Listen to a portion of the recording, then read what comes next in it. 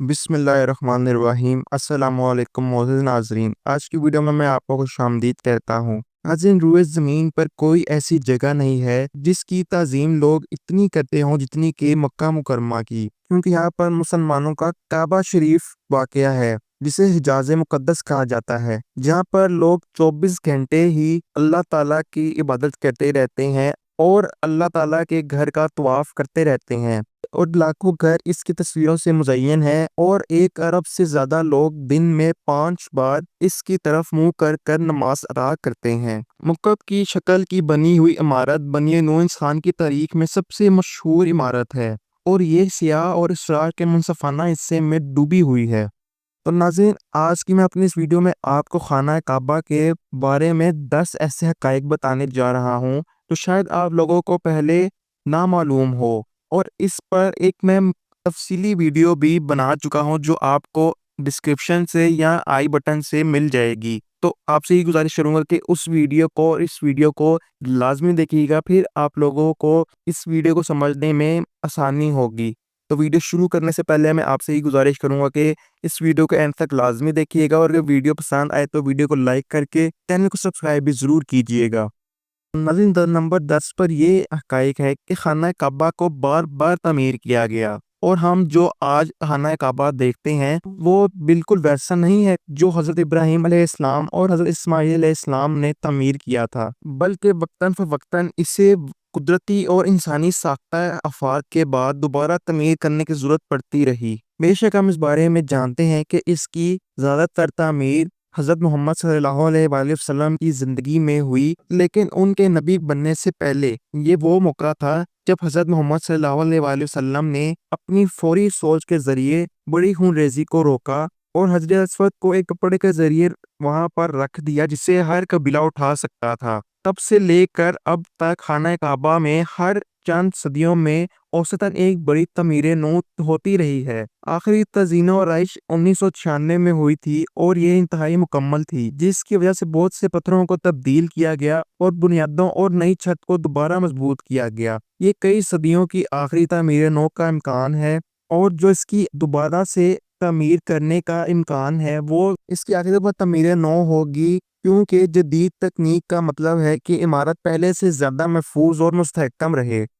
Number 9 پر آتا ہے کہ خانہ کعبہ کے 2 دروازے ہوتے تھے اور ایک بڑی کھڑکی۔ اصل خانہ کعبہ میں داخلے کے لیے ایک دروازہ اور باہر نکلنے کے لیے دوسرا دروازہ تھا۔ کافی عرصے تک اس کی ایک طرف کھڑکی بھی تھی۔ موجودہ خانہ کعبہ میں صرف ایک دروازہ ہے اور کوئی کھڑکی نہیں موجود ہے۔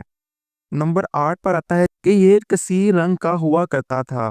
ہم خانہ کعبہ کو سیاہ کسوہ میں سونے کی پٹی سے ڈھانپنے کے اتنے عادی ہیں کہ ہم اس کے کسی اور رنگ کا تصور بھی نہیں کر سکتے۔ تاہم یہ روایت عباسیوں کے دور میں شروع ہوئی۔ ان کے گھروں کا رنگ کالا ہوا کرتا تھا، اور اسی وجہ سے خانہ کعبہ کو کئی رنگوں میں ڈھانپا ہوا تھا، جن میں سب، سرخ اور حتیٰ کہ سفید بھی شامل تھے۔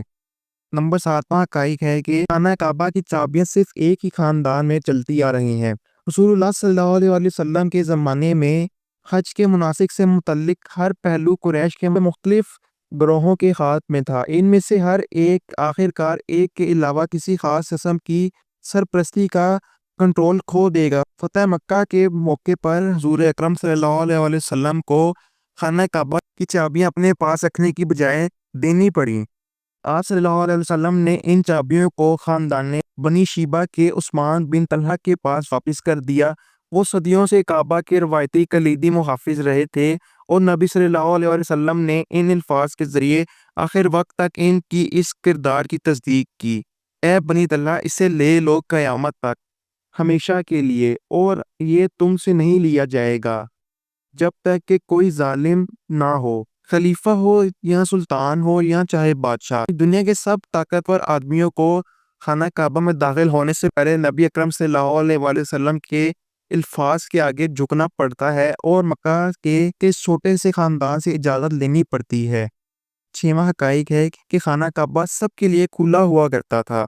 کچھ عرصے پہلے تک خانہ کعبہ کو ہفتے میں 2 بار ہر کسی کے داخل ہونے اور نماز پڑھنے کے لیے کھولا جاتا تھا۔ تاہم زائرین کی تعداد میں تیزی سے توسیع اور دیگر عوامل کی وجہ سے اب کعبہ کو سال میں صرف 2 بار صرف معززین اور خصوصی مہمانوں کے لیے کھولا جاتا ہے۔ خانہ کعبہ کا پانچواں حقائق یہ ہے کہ ہم لوگ اس کے ارد گرد تیرنے کے قابل ہوا کرتے تھے۔ خانہ کعبہ کو وادی کی تہہ میں واقع ہونے میں ایک مسئلہ یہ ہے کہ جب بارش ہوتی ہے تو وادیوں میں سیلاب آ جاتا ہے۔ یہ مکہ مکرمہ میں کوئی معمولی واقعہ نہیں تھا اور سیلاب پر قابو پانے کے لیے نظام اور سیوریج کے دنوں سے پہلے بہت زیادہ پریشانیوں کا سبب تھا۔ آخری دنوں تک خانہ کعبہ آدھا پانی میں ڈوبا رہتا تھا، لیکن پھر بھی کیا اس چیز نے مسلمانوں کو طواف کرنے سے روکا؟ ہرگز نہیں۔ مسلمان تب بھی اللہ تعالیٰ کی عبادت کرتے رہے اور خانہ کعبہ کا طواف کرنے میں مصروف رہے۔ نمبر 4 پر وہ حقائق ہے جس میں کہا جاتا ہے کہ خانہ کعبہ کے اندر ان حکمرانوں کی یاد میں تختیاں ہیں جنہوں نے اس کی تزئین و آرائش کی۔ کئی سالوں سے بہت سے لوگ حیران ہیں کہ خانہ کعبہ اندر سے کیسا لگتا ہے۔ ان لوگوں کی طرف سیکنڈ تھرڈ ہینڈ اکاؤنٹس پر انحصار کرنا جو کافی خوش قسمت تھے کہ داخل ہونا کافی اطمینان بخش نہیں تھا۔ پھر ایک خوش قسمت شخص جو اندر گیا وہ اپنا کیمرہ اپنے ساتھ لے گیا اور لاکھوں لوگوں نے خانہ کعبہ کے اندرونی فوٹیج دیکھی۔ خانہ کعبہ کا اندرونی حصہ اب سنگ مرمر اور اوپری دیواروں کو ڈھکنے والے سبز کپڑے سے لیس ہے۔ دیواروں میں تختیاں لگائی گئی ہیں جن میں سے ہر ایک دن کے حکمران کے ذریعے اللہ کے گھر کی تجدید یا تعمیر نو کی یادگار ہے۔ نمبر 3 پر یہ حقائق ہے کہ مسلمانوں کے کیا 2 کعبے ہیں؟ تو ناظرین اس کا جواب یہ ہے کہ آسمان میں کعبے کے بالکل اوپر ایک عین مطابق نقل ہے۔ اس کعبے کا تذکرہ قرآن مجید میں اور نبی صلی اللہ علیہ وآلہ وسلم نے کیا ہے۔ رسول اللہ صلی اللہ علیہ وآلہ وسلم نے معراج کے سفر کا ذکر کرتے ہوئے فرمایا، پھر مجھے بیت المعمور یعنی اللہ کا گھر دکھایا گیا۔ میں نے جبرائیل سے اس کے بارے میں پوچھا تو انہوں نے کہا کہ یہ بیت المعمور ہے جہاں روزانہ 70,000 فرشتے نماز پڑھتے ہیں اور جب وہاں سے نکلتے ہیں تو کبھی واپس نہیں آتے، لیکن اس میں روزانہ فرشتوں ایک تازہ اور نئی کھیپ آتی ہے جو یہاں پر آ کر روز 70,000 فرشتے نماز ادا کرتے ہیں۔ نمبر 2 پر یہ حقائق آتا ہے کہ کیا حجر اسود ٹوٹ چکا ہے؟ حضرت کیا آپ نے کبھی سوچا ہے کہ حجر اسود چاندی کے غلاف میں کیسے آ گیا جو اس کے چاروں طرف ہے؟ بعض لوگ کہتے ہیں کہ اسے بنو امیہ کی فوج نے مکہ کا محاصرہ کر کے پھینکے ہوئے پتھروں سے توڑا تھا جبکہ عبداللہ بن زبیر رضی اللہ عنہ کے قبضے میں تھا۔ تاہم بہت سے لوگ اس بات پر متفق ہیں کہ بحرین کے ایک انتہائی متعصب اسماعیلی گروہ نے گرمتی میں اسے سب سے زیادہ نقصان پہنچایا جس نے حج کو توہم پرستی کا عمل قرار دیا تھا۔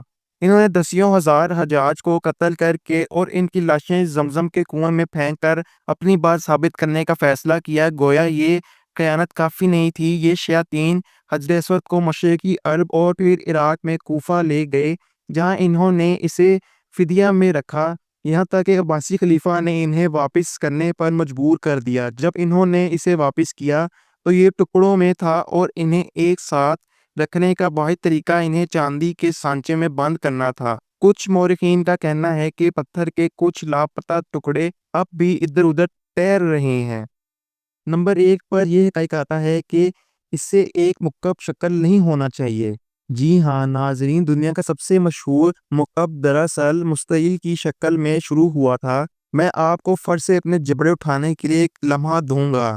ٹھیک ہے، ہم کہاں تھے؟ ہم یہاں پر تھے کہ کعبہ کا مطلب کبھی بھی مکعب نہیں تھا۔ ایوان کے اصل طول و عرض میں نیم سرکلر علاقہ شامل تھا جسے حجر اسماعیل کہا جاتا ہے۔ جب کعبہ کو نبی صلی اللہ علیہ وآلہ وسلم کی پہلی وحی ملنے سے چند سال پہلے دوبارہ تعمیر کیا گیا تو قریش نے دوبارہ تعمیر مکمل کرنے کے لیے صرف خالص ذرائع سے حاصل ہونے والی آمدنی کو استعمال کرنے پر اتفاق کیا۔ اس کا مطلب جوا، لوٹ مار، عصمت فروشی، سود وغیرہ سے کوئی پیسہ نہیں تھا۔ جاہلانہ وقت کے قریش کس قدر غلط کاموں میں پھنسے ہوئے تھے اس بات کی حتمی نشانی ہے کہ اس بہت امیر تجارتی شہر میں اتنا پیسہ نہ تھا کہ ایک خانہ کعبہ کو اس کی اصل شکل میں دوبارہ تعمیر کیا جا سکے۔ انہوں نے کعبہ کے ایک چھوٹے ورژن کے لیے قیام کیا اور ایک مٹی کی اینٹوں کی دیوار جسے حجر اسماعیل کہا جاتا ہے، حالانکہ اس کا خود حضرت اسماعیل علیہ السلام سے کوئی تعلق نہیں ہے، ڈال دیا تاکہ اصل چیز کی نشاندہی کی جا سکے۔ اپنی زندگی کے آخری حصے میں پیغمبر اکرم صلی اللہ علیہ وسلم نے کعبہ کو اس کی اصل بنیادوں پر دوبارہ تعمیر کرنے کا ارادہ کیا، لیکن وہ اپنی خواہش پوری کرنے سے پہلے ہی اس دنیا فانی سے کوچ کر گئے۔ خلیفہ عبداللہ بن زبیر رضی اللہ عنہ کے دور میں چند سالوں کے مختصر وقفے کے علاوہ خانہ کعبہ کی وہی شکل ہے جسے نبی اکرم صلی اللہ علیہ وآلہ وسلم نے دیکھا تھا۔ کعبہ کی تاریخ صرف ہمارے ماضی کی ایک دلچسپ کہانی نہیں ہے، بلکہ کعبہ ایک حقیقی اور موجودہ علامت ہے جو تمام مسلمانوں کو ایک دوسرے سے جوڑتی ہے، چاہے مسلمان جہاں بھی ہوں۔ یہ ہمیں ہمارے شاندار اور غیر شاندار ماضی سے بھی جوڑتا ہے تاکہ ہم سبق حاصل کر سکیں اور محسوس کر سکیں کہ ہم ایک ایسے دن اور دور میں ہیں جہاں مسلمان ہماری تاریخ کے ساتھ ساتھ ایک دوسرے سے تیزی سے منقطع ہو رہے ہیں۔ کعبہ ہمیں ہمارے مشترکہ ورثے اور رشتوں کی یاد دلاتا ہے۔ یہ اس امت میں اتحاد کی علامت ہے جس کی سخت ضرورت ہے۔ تو ناظرین، یہ وہ خانہ کعبہ کے بارے میں 10 منفرد حقائق تھے جو میں نے آپ کو اس ویڈیو میں فراہم کیے۔ تو میں اللہ کی بارگاہ میں معافی چاہتا ہوں کہ اگر اسے بیان کرتے ہوئے میرے منہ سے چاہتے یا نہ چاہتے ہوئے کوئی بھی ایسے الفاظ نکلے ہوں جو اس چیز کے خلاف ہوں، تو میں اللہ کی بارگاہ میں معافی چاہتا ہوں اور امید کرتا ہوں کہ آپ کو یہ میری ویڈیو پسند آئی ہوگی۔ اگر ویڈیو پسند آئی ہوئی تو میری حوصلہ افزائی بڑھانے کے لیے اس ویڈیو کو لائک کر دیجیے گا۔ چینل پر نئے ہیں تو چینل کو سبسکرائب کر کے بیل آئیکن کے بٹن کو ضرور پریس کریے گا تاکہ ہر نئے آنے والی ویڈیو کو نوٹیفیکیشن آپ تک پہنچ سکے، اور کمنٹ سیکشن میں اپنی رائے کا اظہار بھی ضرور دیا کریں کہ آپ کو ہماری ویڈیوز کیسی لگتی ہیں۔ پھر ملیں گے کسی اگلی تاریخی، تحقیقی اور معلوماتی ویڈیو کے ساتھ۔ تب تک کے لیے مجھے دیجیے اجازت۔ دعاؤں میں یاد رکھیے گا۔ اللہ حافظ۔